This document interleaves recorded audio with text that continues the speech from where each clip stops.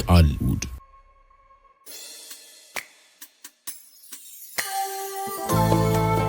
ውድ አድማጮች እንደምን ሰነበታችሁ? ለዛሬ በኒቼ ሐሳብ ላይ ተመስርተን ይህንኑ ሐሳብ እንመለከታለን። ምንጫችን ጥበብ መጽሐፍ መሆኑን ስንገልጽ በታላቅ ክብር ይሆናል። ወደ ኒቼ የሞራል ሐሳብ ስንመለስ ሞራል ሃይማኖታዊ ፋይዳ አለው ብንል እንኳን ቢያንስ በተፈጥሮ ውስጥ የሞራልን ጉዳይ አንስቶ ማየት ነገሩን እንዲህ ቀላል አያደርገውም። ለኒቼ መኖር ማለት ትግል ነው። በትግል ውስጥ ደግሞ አሸናፊና ተሸናፊ ይኖራል። መኖር ደግሞ በራሷ ከፍ አድርጋ የምትይዘው አሸናፊዎችን ነው። ዞሮ ዞሮ በትግል ውስጥ አሸናፊ መሆን ካለብን የሞራል ጉዳይ አሸናፊነትን ብቻ የያዘ ይሆናል ማለት ነው። በሐበሻዊ ትርጓሜ የተሳካለት ብቻ ቢኖር ይስማ በማለት ይሆናል። ምን ነው ቢሉ የሞራል ማደሪያ ከብርቱዎች ዘንድ ነውና። የኒቼ ሐሳብ አዲስ ግኝት አይደለም። ከዘመናት በፊት ሶፊስት ጎርጂያስ አንስቶ የተከራከረበት ሐሳብ ነበር የሚሉ ደግሞ አሉ። ጎርጂያስ ደካማው ጠንካራውን የሚያስርበት ሰንሰለት ሞራል ነው ይለናል። ይህንን ይበልጥ ሲያብራራው ጠንካራውና ኃያሉ ሰው ረጅም ርቀት በመጓዝ ተአምር መስራት ይችላል። ነገር ግን ይህ ብቃቱን ሙሉ በሙሉ ከተጠቀመ ደካማው መቀበሩ ነው። ስለዚህ ደካማው የሞራልን ነገር እያነሳ ጠንካራው መሄድ የሚችለውን ያህል ርቀት እንዳይሄድ ያግደዋል ይለናል።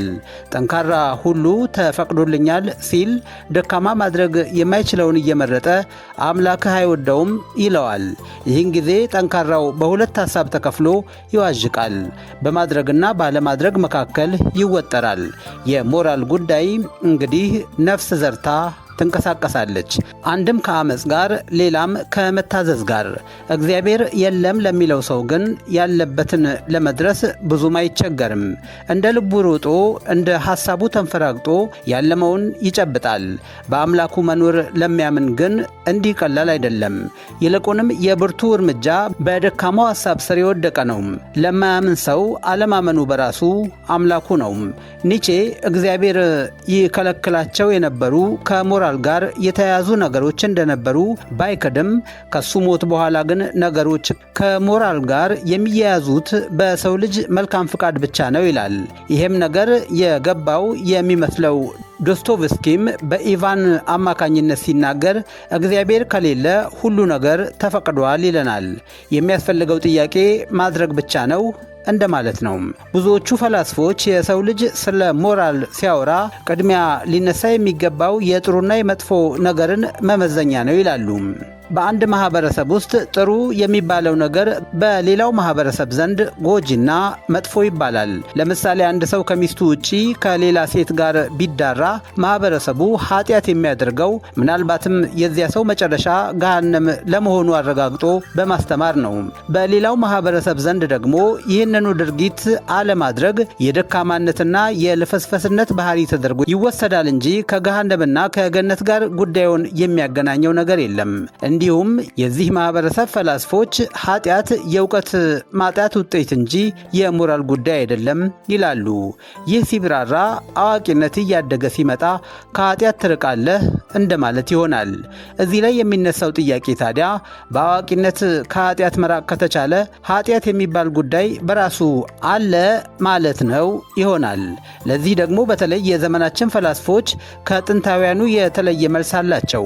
ለዚህ ሂሳቤ የፍራንሲስ ቤከንን ሐሳብ ጣልቃ አስገብተን እንመልከት። በቤከን አስተሳሰብ ሁሉም ነገር ሁለት መልካም ነገሮች ይዟል። የመጀመሪያው ግላዊ ሞራል ሲሆን ሁለተኛው ደግሞ ማህበረሰባዊ ሞራል ነው። ከሁለቱ ደግሞ ማህበረሰባዊ ሞራል እጅግ አስፈላጊና ጠንካራም ነገር ነው።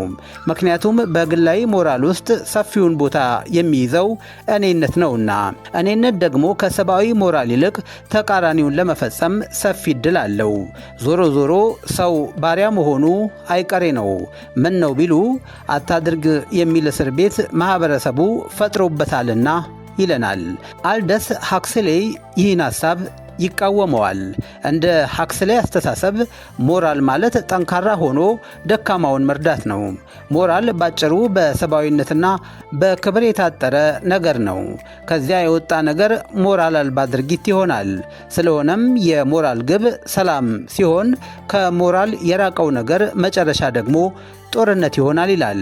በሀክስሌይ ሐሳብ አንዳንድ ፈላስፎች ሲሳለቁ ሞራል ማለት እንደ ብዙሃኑ ማሰብ ከሆነ የብዙሃኑ ሐሳብ ትክክለኛነት መጀመሪያ ሊጤን ይገባዋል ይላሉ። ለምሳሌ መንገድ ላይ ተቀምጦ ለሚለምነው ድሃ ሳንቲም መስጠትህ በራሱ ነገሩን ሞራላዊ አያደርገውም። ነገር ግን የሰጠህበት እሳቤ ነገሩን ከሞራል ጋር ሊያገናኘው ይችል ይሆናል። ድሃውን የምትረዳው ከሞት በኋላ ሕይወት ወይንም ገነት እንደሚጠብቅህ አስበህ ከሆነ ይህ ከጥቅም እንጂ ከሞራል ጋር የሚያገናኘው ነገር የለም እንደማለት ይሆናል። ለነገሩ የእግዚአብሔርን የሞራል እሳቤን ብንመለከት ሰው የዘራውን ያጭዳል የሚል ከሆነ ጉዳዩ ከሞራል ወይም ከሕሊና ጋር የተገናኘ ሳይሆን ለምታደርገው ነገር ዋጋ እንደከፈልህ እንድታውቅ ነው። ፈላስፎቹ ከላይ ያነሳነውን ምስል በማንሳት ሲናገሩ ከሚስትህ ውጪ ከሌላ ሴት ጋር የምታደርገውን መዳራት ገሃነብ እንደምትገባ አስበህ ከተውከው ያለመረዳትህ ምክንያት ሞራላዊ ሳይሆን ጥቅማዊ ነው ይላሉ። ገሃነምን መፍራት ወይም ገነትን መመኘት ከሞራል ጋር የሚያገናኘው አንዳችም ጉዳይ የለምና፣ ስለዚህ ሞራል የእውቀት ጉዳይ እንጂ ሌላ አይደለም የሚሉት ፈላስፎች ለእነ አናቶሊ ፍራንሲስ ጥያቄ ግን አንዳንድ ምላሽ ሲያጥራቸው ይስተዋላል።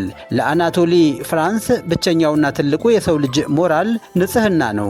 ይህንንም ሲገልጸው አንድ በሀብት የናጠጠ ከበርቴ ተመልክተህ ስታደንቀው ትኖርና ከዕለታት አንድ ቀን የሀብቱ ምንጭ ሲሸሽ በመሸጥ የተገኘ እንደሆነ ትደርስበታለህ። በግለሰቡ ላይ ያለህ አመለካከትም መለወጥ ይጀምራል። ለምን ቢሉ የሀብቱ ምንጭ የሌላው ሰው ጥፋት እንደሆነ ስለምትቀበል ነው። በሞራልም ተቀባይነት የሌለው ሀብት እንዲህ አይነቱ ነው ይላል። አሁን በዚህ የአናቶሊ ፍራንስ አስተሳሰብ የሚሳለቁ የዘመናችን ፈላስፎች ደግሞ አልጠፉም። ንጽህና የሚለው ነገር የሕሊና ንጽህና ከሆነ የንጽህና አስመለያው ምን ይሆን በማለት ይጠይቃሉ። አነስታይን የፈጠረው ቦምብ ለዓለማችን እልቂት ሲውል ተመልክተናል። ነገር ግን አነስታይንን ከማድነቅ ውጪ የእሱን ሞራል አልባ ድርጊት በማለት እስከዛሬ የኮነነው አልተገኘም ይላሉ። በዚህ መንገድ ሞራል አንድም የእውቀት ሌላም ደግሞ የእምነት ጉዳይ ሆኖ እስከ ዘመናችን ቢዘልቅ ሚዛን ደፍቶ ያጋደለው ግን ወደ እምነቱ ሆኗል። በተለይም የፍልስፍና አባቶች ከሚባሉት ከሶቅራጥስና የእሱ ደቀ መዝሙር ከነበረው ከፕሌቶ ጊዜ አንስቶ ሞራላዊ እሳቤዎች ከአምላክ ጋር የተቆራኙ በመሆናቸው ሁለቱን ለመነጠል መሞከር የሰውን ተፈጥሯዊ ዋጋ ዝቅ እንደማድረግ ነው የሚሉ ሲበዙም ይታያል። ከዚህ በተቃራኒው የቆሙት ደግሞ እንኳን ለራስ ቀርቶ ለአምላክም ሞራልን የፈጠረ ራሱ ሰው ነው። ስለዚህ ሞራል የእውቀት እንጂ የእምነት ነገር ሊሆን አይገባም ባዮች ናቸው። ውድ አድማጮች ለዛሬ ያዘጋጀውላችሁ ይኸው ነበር። እንደ ተለመደው ከስንብቴ በፊት ግን እንዲህ ብዬ ላብቃ። ሌባ ሲጠግብ ቃጭል አድርጎ መንገድ ላይ ይወጣል። ወንድዬ ካሳ ነኝ።